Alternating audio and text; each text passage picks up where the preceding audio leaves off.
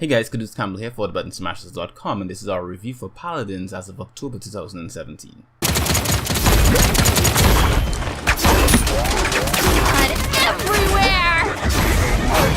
Excellent cast! It's difficult reviewing Paladins because it's not officially out of beta yet. These days it seems like a lot of multiplayer game devs have been keeping their games in perpetual beta in an effort to what I assume to be a means to avoid definitive review slander for any mishaps that game reviewers may encounter. So what I've decided to do for these types of games is just review them in their current state, then revisit them again in the future when they finally leave beta to highlight any changes that may have occurred. So without further ado, let's review Paladins by Hi-Rez Studios as of October 2017. Over the past few months I've been playing Paladins on the PC along with some friends of mine and other members of the Button Smashers team. I've played so much of the game that currently it's my third most played game on my Steam account. During my first week with the game I was playing it religiously, once a day for hours at a time, which is something that's rare for me. You see, I don't usually have the time to continue playing a game daily because I'm usually required to hop onto a next one as soon as I finish the one I'm currently working on. My schedule is a hectic one that usually doesn't allow for casual gaming, but on occasion I have made a couple exceptions, and for a time Paladins was my exception. The game is most known for being very similar to Blizzard's Overwatch, and we're not going to shy away from that fact in this review. The two games share a lot in common, and anyone that would deny it is just lying to themselves. That being said, I prefer Paladins more than Overwatch, and there is a distinct reason why. Both games are fast-paced, exciting multiplayer team-based shooters with cartoonistic characters and lots of loot boxes. They both feature similar enough modes, and their loot boxes are mainly like the kind that one would find in League of Legends, meaning that they're filled with cosmetic things that do not affect the balance of the game. This is because no one wants to know that some random wanker paid some coin just to get some better gear to help them win games. In this industry we call that pay to win, and thankfully both games don't have that. So what sets them apart? Well, it's the initial investment. Overwatch is $60 while Paladins is free. How Paladins justifies this is by making some of their champions available and locking others away. It's then possible to unlock other champions by playing the game and using the in-game currency to purchase them. It's also possible to spend real money in Paladins to get all the champions, but even then, it's much cheaper than Overwatch at only $20 US. In a way, I like to think of Paladins as a mixture of League of Legends free-to-play systems being adopted for a multiplayer shooter.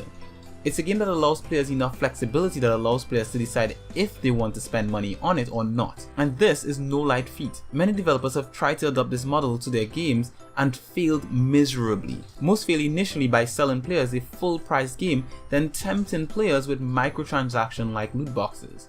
Others fail by implementing this system even worse and ultimately end up with what is essentially a mobile game parading as something else, but it's not fooling anyone. What we get with this game is a perfect mixture of FPS gameplay with a reasonable implementation of free-to-play elements. Yes, I'd prefer if the game didn't have different types of currency, but for what we get I'm satisfied, particularly when considering that I'm not the biggest shooter fan. I usually avoid games in the genre because quite frankly I suck at them. Can't aim for the life of me. My disinterest increases even more for multiplayer shooters because not only do I suck at them, but now I have other people noticing my suckishness. With Paladins, I got around this aspect by playing as characters with a wide range and rapidly repeating attacks. And I mostly play with people that I know so that no one yells at me when I do something noobish like miss a perfectly point-blank shot. Another thing that sets Paladins apart from its competitor is its card system.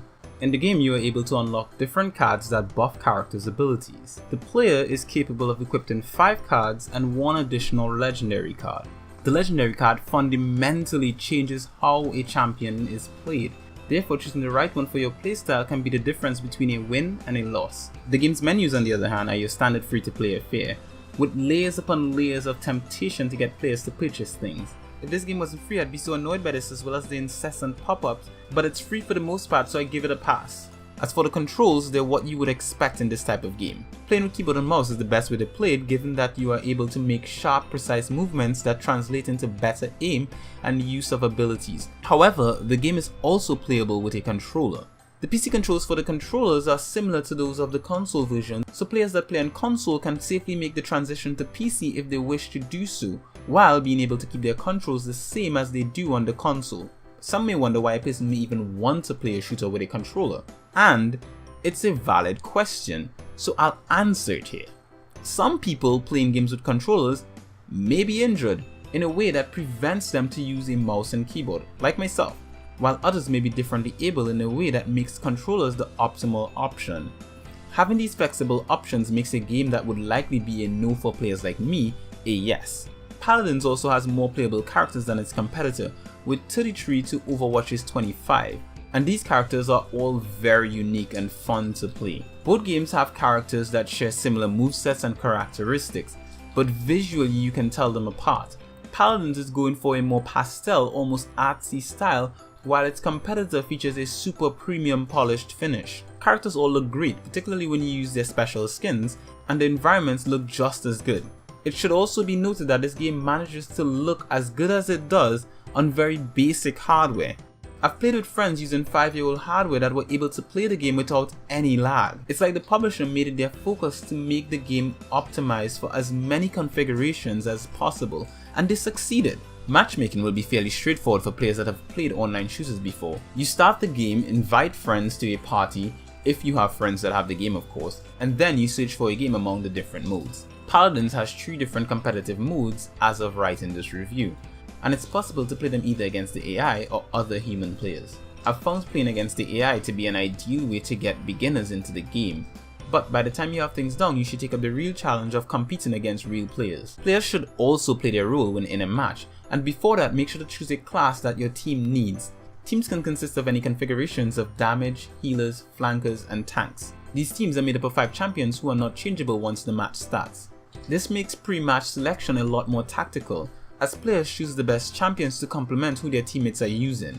In my experience, the tank and the healer are the easiest to learn, and so I recommend starting with them if you're a beginner. Experiment with as much champions as you can, but make sure you're at least competent with one, so that you can be as useful to your team as possible. 5, 4, 3, 2, 1!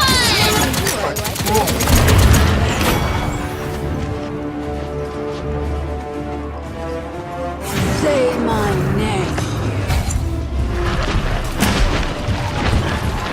So with all that I've had to say about this game, here's my final verdict. Paladins is a game that I didn't expect to love as much as I do. It's a game that I initially thought would be your average everyday run-of-the-mill multiplayer shooter with hordes of multiplayer nonsense that only serves to drain players of every dime and penny. But after a closer examination, I found a game that was fun, fair, and for the most part, free.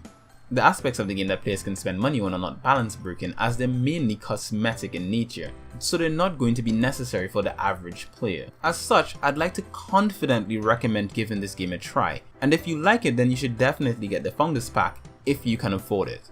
And as always, thank you for watching this review. If you like it, make sure to leave us a like and feel free to leave your opinions of the game in the comment section below. If you'd like to see more content like this from us, make sure to subscribe to this channel.